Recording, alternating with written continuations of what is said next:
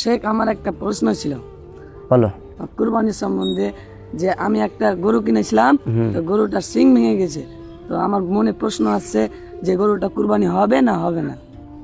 তোমার প্রশ্ন যে কুরবানির জন্য পশু কিনেছো, সেই পশুটা কেনার পর শিং ভেঙে গেছে, তাহলে কুরবানিটা হবে কি হবে না সেই পশু দিয়ে, এটাই প্রশ্ন তো?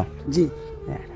তো অহরহ আমাদের গ্রামে বা প্রত্যেকটা মানুষের এইরকম সমস্যা আছে। আমাদের জানতে হবে যে কুরবানি পশু শিং ভেঙে গেলে কুরবানি হবে কি হবে না।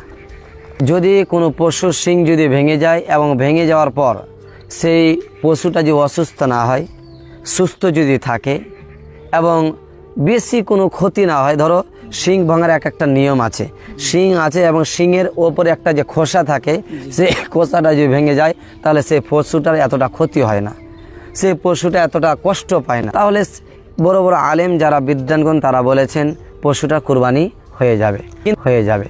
কিন্তু আরও যারা বড় বড় বিদ্বানগণ তারা এই মত দিয়েছেন যে যদি কোনো পশুর কুরবানি কিনেছেন, সেই পশুটার শিংটা যদি গোড়া থেকে ভেঙে যায়, খোসা নয় একেবারে গোড়া থেকে যদি ভেঙে যায় এবং সেই পশুটা যদি দুর্বল হয়ে যায়, অসুস্থ হয়ে যায়, একেবারে অসুস্থ, চলতে পারে না, তাহলে সেই পশুটি কুরবানি বলে গ্রহণযোগ্য হবে না। এই কথা বড় বড় বিদ্বানগণ বলেছেন। এক নম্বর কথা বুঝো, কুরবানির পশু যদি শিংটা যদি খোসাটা যদি ভেঙে যায় এবং সেই পশুটা যদি দুর্বল না হয়, অসুস্থ না হয়, ভালো থাকে, তাহলে সেই পশুটি কুরবানি দেওয়া যাবে। এটা একজন বড় বড় আলেম এই মত দিয়েছেন।